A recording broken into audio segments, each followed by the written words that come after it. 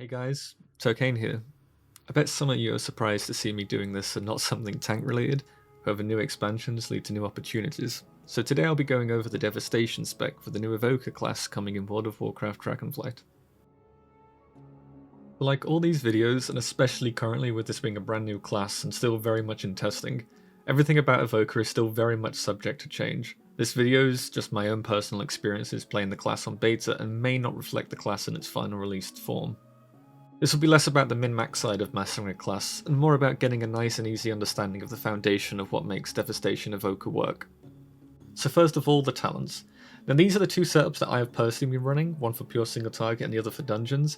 Again, just a note, some of the talents are currently bugged, so they are not being taken right now. A prime example of this is the interaction between Catalyze and Burnout. The TLDR is that Catalyze makes Fire Breath tick rate below 1 second pretty often, and the internal cooldown on Burnout is really bugged right now, so it triggers even if you don't actually get the proc. Meaning, overall, you do get a significantly less amount of procs, so it's best to not take this right now. However, when this is fixed, you will probably take this talent, but again, we don't fully know yet because it's really buggy. Again, just to remind you that these are the talents that I've personally been running. There is a lot of discussion daily on the Evoker Discord, and everyone is feely crafting a lot right now. So these are just the two best setups that I feel like I've had the best success with. So due to Evoker being a new class, and with it changing constantly, stuff like stats aren't fully set in stone with what's best yet. At the moment, early sims are saying crit mastery, however, I've been playing with crit haste just to make it feel a lot smoother on beta. Just a side note, haste is really undervalued right now due to it not affecting empowered spells. Once this is fixed, haste will have much more value. But it is pretty safe to say right now that crit is going to most likely be our best stat with how it's being played right now. This is basically just due to Eternity Surge. Crit's basically granting you Essence Burst, which is your, free cast on Disintegrate or Pyre. The Evoker has less of a rotation and more of a priority system, like most classes these days. The most important thing really for Devastation Evoker is making sure that you are maintaining your Fire Breath and Living Flame dot on the target. Your spell priority looks something like this. Maintain the Fire Breath dot, hardcast Firestorm and instant use any Firestorm procs you have. Maintain 3 stacks of Living Flame on the target. Cast level 1 Eternity Surges, followed by Shattering Stars. Cast Fire Breath at max level on cooldown. Cast Shattering Star on cooldown. And then spend any Essence Burst procs on Disintegrate and dump Essence with Disintegrate. And if you've got nothing else to do, just make sure you're using Living Flame as a filler. But right now, Heroic Dungeons aren't really the best place to test AoE Evoker. That's just because the mobs die in literally 3 seconds. Testing on the dummies, I found that the build that I showed earlier is one I'm having the most success with. It does mean that you play very similar to your single target build. You just, use Azure Strikes where you wouldn't on single target, and you use Pyre when you reach 20 stacks. Now, I don't think it's worth using Pyre until you get 20 stacks right now. Maybe on mass AoE, but again, it's really hard to tell. When Mythic Plus comes out, we'll be able to get a lot more data and it'll be a lot easier to figure out. And you make sure that when you do use Dragon Rage, you do have 20 stacks ready to go, as this applies to the explosions that fly out of you when you use your Dragon Rage.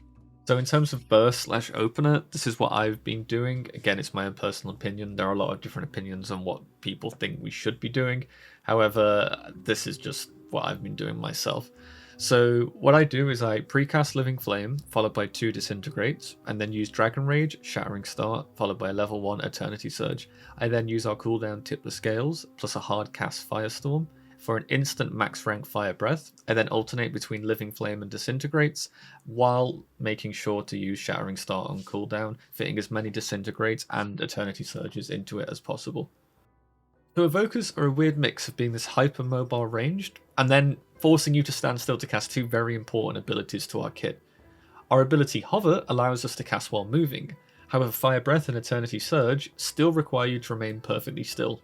Learning a fight and knowing when you can use Hover to reduce downtime is going to be a core part of learning Evoker. Additionally, knowing when you can fully cast a Fire Breath without, falling on the floor is going to be another key part of separating the top Evokers from the middle to the bottom Evokers. In terms of defensives, Evokers have a few parts of their toolkit. Some of the more notable ones are Obsidian Scales and Renewing Blaze. Obsidian Scales increases your armor by 200% and reduces magic damage taken by 20% for 12 seconds. Renewing Blaze will heal you for 100% of the damage you take for 8 seconds over 14 seconds, effectively meaning as long as the ability doesn't one-shot you, this will heal you back to full regardless of the damage you take in those 8 seconds. On top of these personals, you can provide some additional utility to your allies. The spells such as Zephyr, Rescue, Cauterizing Flame, and Time Spiral are all useful defensive utilities which benefit others. Evoker is a very versatile class, providing a good amount of utility to your party. They have decent off healing and do a large amount of burst AoE damage. They reward fight knowledge, knowing when to use certain cooldowns to really boost your output. This is a double-edged sword, however. If you lack fight knowledge, you will be severely punished more than other classes. For example, winding up an empowered spell, only having to move out of mechanic because you mistimed it will be a huge loss to your overall output. A skilled evoker will be able to optimize their utility to maximize their output while providing support to their allies. However, right now, evokers are lacking in the single target damage department. However, I'm not too concerned, as a lot of what's on beta right now numbers-wise is not really tuned correctly and will most likely be addressed before live. Reminder again, this is based on the most recent beta build and my own personal opinion. Things are ever changing and we are still missing parts of our toolkit, such as tier sets, which can completely change things for the class. Nothing is concrete right now, especially with Evoker being a new class, so please keep that in mind. There is a Discord called Wormrest Temple. This is where a lot of the players who are interested in playing Evoker are starting to converge, and there is daily discussion going on about what might be good, what isn't good. But again, everyone is still trying to figure this out. We're doing it together. So if you are interested, please head over to that Discord, Wormrest Temple. So with all that, thank you for making it to the end of the video. I've been Tokaine, and remember that this is just a basic foundation level of what Devastation Evoker might look like. The min-max stuff people are still trying to figure out, and who knows, maybe there'll be another video on that in the future, so you should probably subscribe and turn on notifications so you know when we upload. You can like or dislike the video, but in the meantime, why don't you leave a comment? How are you feeling about Dragonflight? Are you looking to re-roll into Evoker, or are you just here checking out what they might play like? Is your current class doing good, or is it, need some work on the Dragonflight beta? Please let me know in the comments.